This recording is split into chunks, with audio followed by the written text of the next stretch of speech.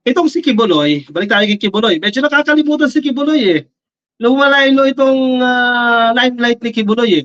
Pero malinaw naman na matibay ang kapit ni Kibuloy at alam niyo na ka-coffee kung sino yung kapit niyan dyan sa Davao. Kaya hindi maaresto-aresto yan. Kahit magsanib puwersa pa ang CIDG, NBI, PNP o kahit sino pa isama mo na dyan, hindi na maaresto si Kibuloy.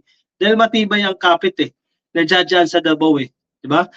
May humahawak dyan eh. Kaya hindi mo basta-basta mahuhuli at maaresto. Alam nyo kung bakit? Ang route ngayon, ito, pasensya na sa law enforcement agencies, no? Ang route na lang nila ngayon, hikayatin na lang ang kampo ni Kibuloy na mag-surrender. Hindi ko alam kung negative to o positive eh. Pero hati eh. Ano ba to? Negative ba ito dahil, ano to, parang dahil hindi ba kaya arestuhin, so mag-compromise na lang tayo, mag-surrender na lang siya? Or positive side ba ito dahil total ginagawa ng paraan naman, di ba, sa pamamagitan ng pag-surrender para ma-aresto si Kibuloy. Pero knowing Kibuloy, hindi magsusurrender yan. I don't think itong strategy na ito, itong approach na ito ng authorities ay effective. Tignan mo, nasa ABS-CBN, authorities continue to negotiate with Kibuloy camp for surrender. Kumbaga, ang style na tinatahak kayo ng otoridad, parang pakiusap na lang, please, mag-surrender ka na. Parang ganyan yung strategy. Pero alam ni Kibuloy yung consequences eh. Non-bailable yung isa niyang kaso eh. Habang dinidinig yung kanyang kaso, nasa loob siya. Which is, siyempre, hindi niya gugustuhin yan. Sanay siya sa marangyang buhay. Eh din, isisiksik mo siya doon sa ibang mga preso. Definitely, sabi niya, mamamatay na lang siya dyan. Manlalaban na lang siya dyan. Hindi siya mahuhuli dyan. Eh, paano pag-extradite pa yan? Galing pa sa Estados Unidos yan. Diba? Nung hihindiin ni Kibuloy yan. So, hindi ko alam, sure ako dito hindi effective itong strategy na to. Sana mali tayo ng pagtingin no, para ma-aresto si Kibuloy o makakuha ng batas si Kibuloy. Pero yung ganitong route na negotiation para sumuko, malabo to, ka-coffee. Akin lang yan ha. Sana mali ako.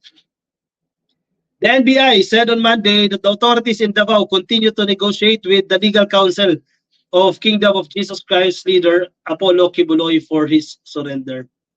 Tatawanan lang tayo niyan, ka-coffee. Negotiation, parang pakiusap. It has been over a month since Kibuloy's first warrants of arrest for child sexual abuse charges were released by the Davao court. Pero until now, wala pa nangyayari.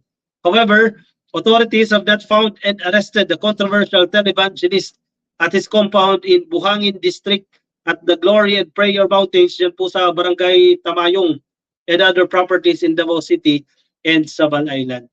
Hindi na talaga makikita yan. Sabi ni Digong, nasa Tamayong yan. Pero sa lawak ng Tamayong na yan, sa dami ng bahay na yan, good luck kung ma-arresto mo yan, di ba? Issue ka na search warrant kada bahay. Nako, imposible. NBI Southeastern Mindanao Director Archie Albao said Kibuloy's co-accused si Jacqueline Roy, si Crescente Canada, si Pauline Canada, Ingrid Canada, and Sylvia Simanes were still at large for qualified human trafficking, which is non-bailable case.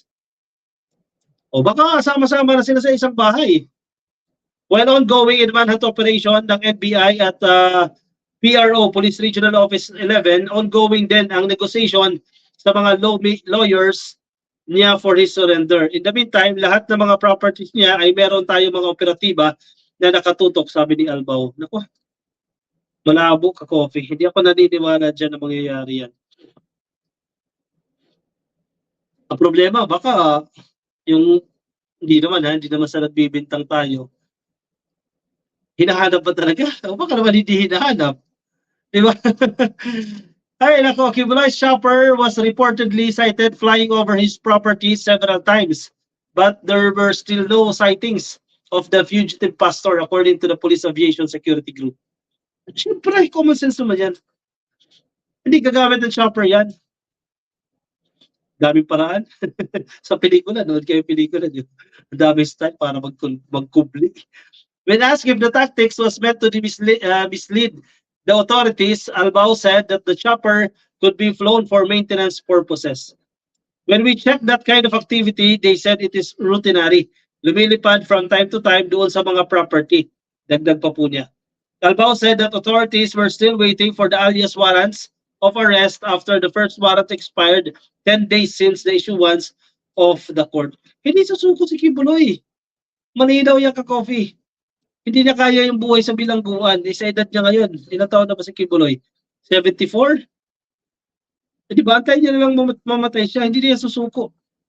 Yung 5 firearms na nasurrender na dito sa PRO 11, on the other hand, nag-workout na rin ang cancellation ng passport. Yung iba pang firearms, check namin kasama yung kapulisan ng CIDG. Sana i-surrender na rin kasi there are 19 firearms originally registered under his name. Hindi lang yan ka-coffee, yung mga loose yan. Hindi ang gagamit ng mga registered. Kasi sinasabi nilang nabenta na yung iba dyan. Wala pa yan sa assets. Assets ni Kibuloy. Alam nyo yan, ka-coffee. At alam ng law enforcement agencies yan. Kaya huwag kayo magpapaniwala dyan sa sinasabi nila dyan. Daming pera niyan eh. Maraming babayaran yan, sabi ni Macaroons. Yun ang tanong natin dyan eh. Ang problema, hinahanap ba talaga? O baka hindi naman hinahanap. Diba? Yun yung malaking tanong dyan eh. Kasi kung hindi hinahanap, hindi talaga mahanap yan. Isa Davao pa. Yung mga local law enforcement agencies dyan. Hinahanap kaya nila yan?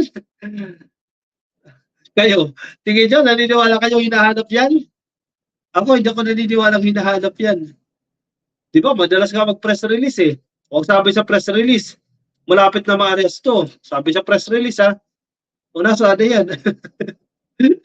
Hanggang ngayon, hindi pa rin na-aresto. Kala ko malapit na ma-aresto yan.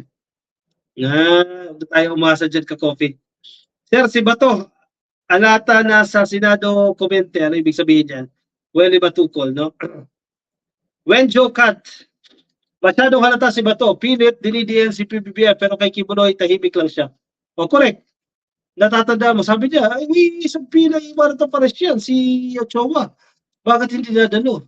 O si Kibuloy, may warrant of arrest, so napilit niya bang dumano? Di ba? Eh, nako talaga. Pag kayo talaga binoto niyo pa si Bato, ewan ko na. Yari tayo dyan ka-coffee. Pag yan pa si Bato na naluklok. Pero I don't think hindi lulusot pa si Bato. Mahirapan siyang lumusot dyan ka-coffee. Mahirapan siyang lumusot sa Magic 12 itong 2025. Alexander Gadi. Okay, shoutout ka-coffee. Hello po sa inyo. Dapat magdemanda si Marcel Soriano kay Morales kung anong dapat ikaso. Joy Miguel, ako hindi na, ka-coffee. Wag niya nang patulan. Hayaan niya na lang yan mamatay ng issue. Kasi wala na rin naman eh. Alam, magsayang lang siya ng resources dyan, magsayang lang siya ng pagod dyan, dahil malinaw naman ka-coffee na wala na siyang mapapala dyan kay ano, wala na siyang mapapala kay Morales, kaya wag niya nang sampahan ng kaso. Sayang lang ka-coffee yung effort. Sayang lang ang ano, kumbaga ang resources na iaalat ni Marcel Soriano dyan sa pagsasampa ng kaso dito kay Morales. Hayaan niya na lang yan, matchugs na lang yan ka-coffee. Dahil sa ano ba, sakit ng puso. Kasi sabi nila, gagano'n din daw naman yan eh. Susugiin daw na pa, ewan. Maybe hindi nga, sabi ni Evangelina Denila, yung paghahanap kay, kay Kibuloy. Ako, naniniwala ko, hindi yan hinahanap ka-coffee. Kasi kung hinahanap yan, lalabas at lalabas yan.